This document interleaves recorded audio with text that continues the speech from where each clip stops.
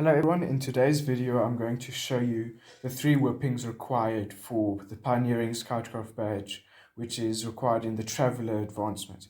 The 3 whippings are a simple whipping, which looks like this, a sailmaker's whipping, which looks like this with the twine going with the grain of the rope, and a West Country whipping, which looks a little bit more messy, but it's more for decoration, but it still works fine. So with whippings, we usually only do it with the sisal and natural fiber rope like I showed you, but these days we've moved over to synthetic rope like this. And with synthetic rope, we just burn the ends.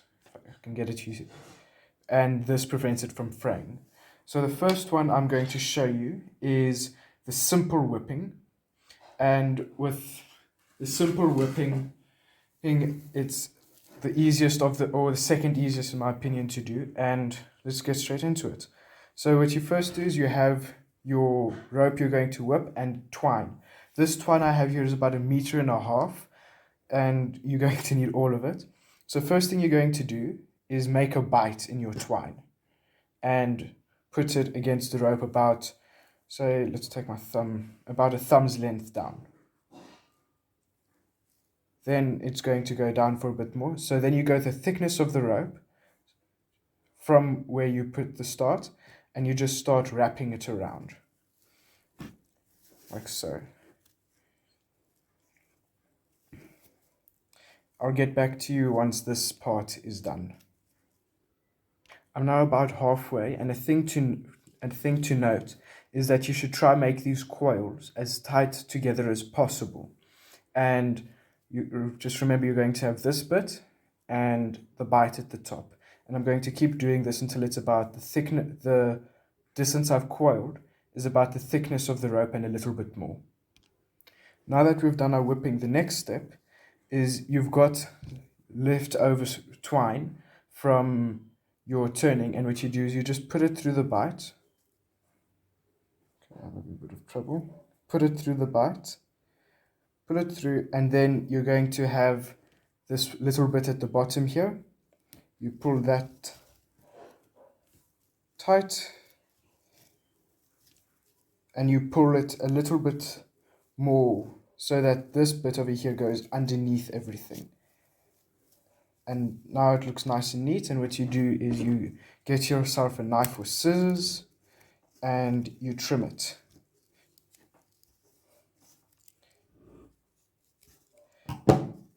So there's your simple whipping, and then if you've got a lot of rope left over like I have, you just cut this bit off as well.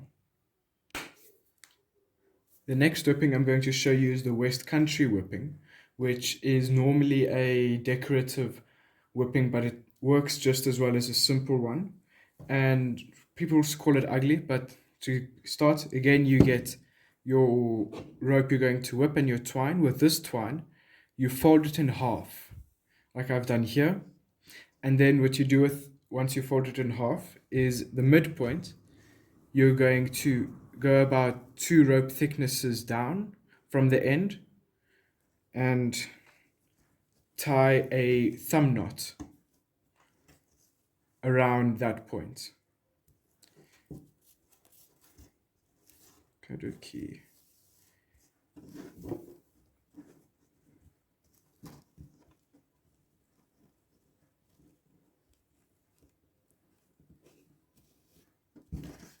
So now you've got your thumb knot there. What you're going to do next is you're going to turn the rope 180 degrees, turn it around, and then once you've secured it, you do another thumb knot and make sure that it sits above your previous thumb knot or your previous rope. Once you've done that and pulled it tight, you turn it over again and you do another thumb knot. This is a very easy whipping because of you're just doing the same thing over and over and over again.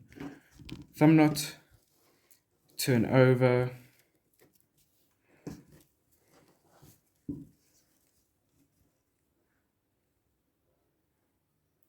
thumb knot. The biggest challenge with this is that the rope doesn't like twisting so much. So it might not be perfect all the time, but turn it over again. And I will get back to you once I have gotten to the end, and I'll show you how to finish it. Now that I'm at the end of doing the whipping, you see it's quite a bit, it's about the thickness of my thumb. As you can guess, it's a slow whipping to do because you turn it, you do a thumb knot, you turn thumb knot over and over again. To finish it, you just do a reef knot.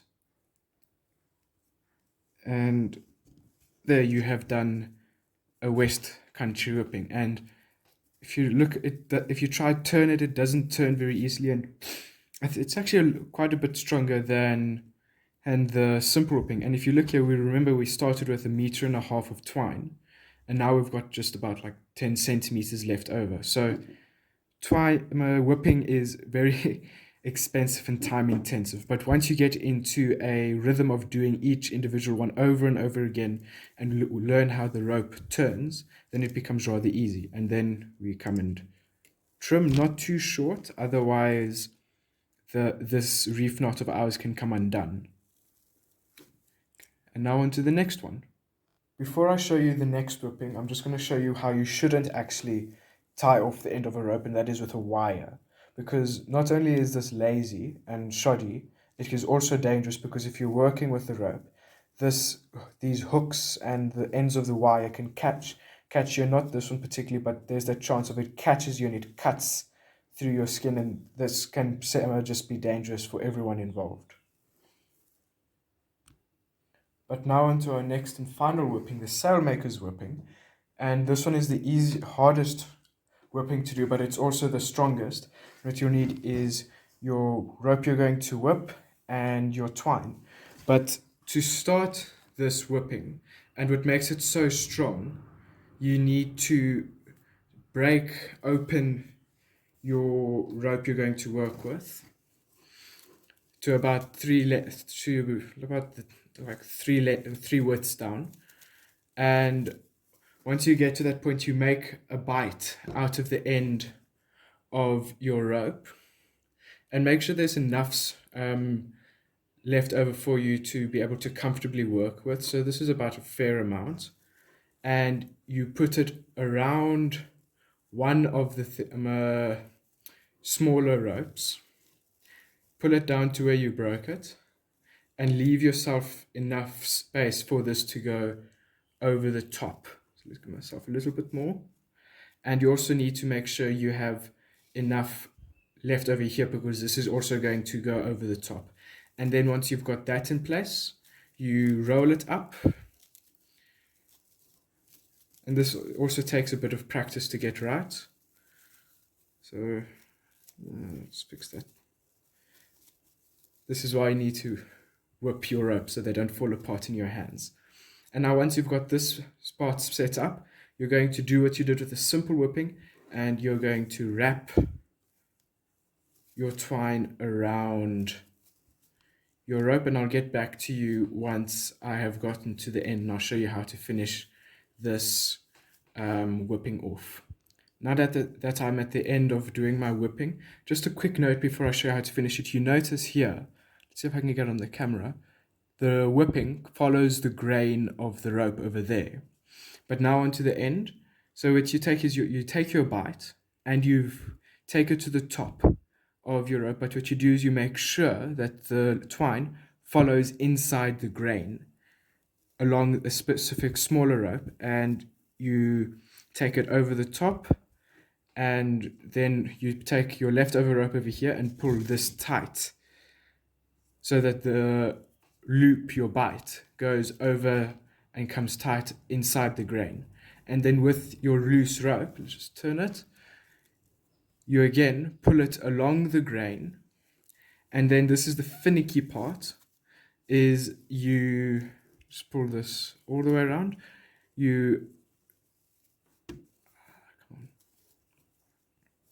Once you also pull this one along the grain and make sure it goes over your rope over there.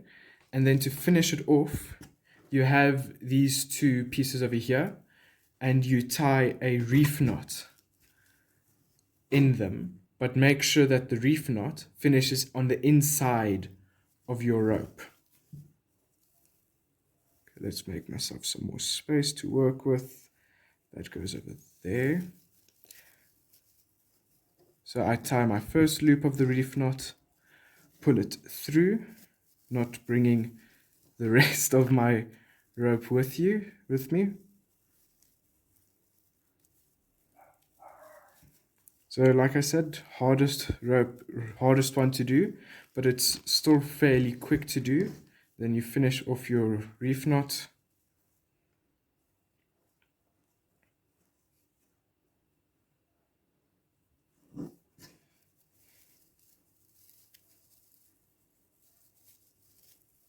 Okay, there we go.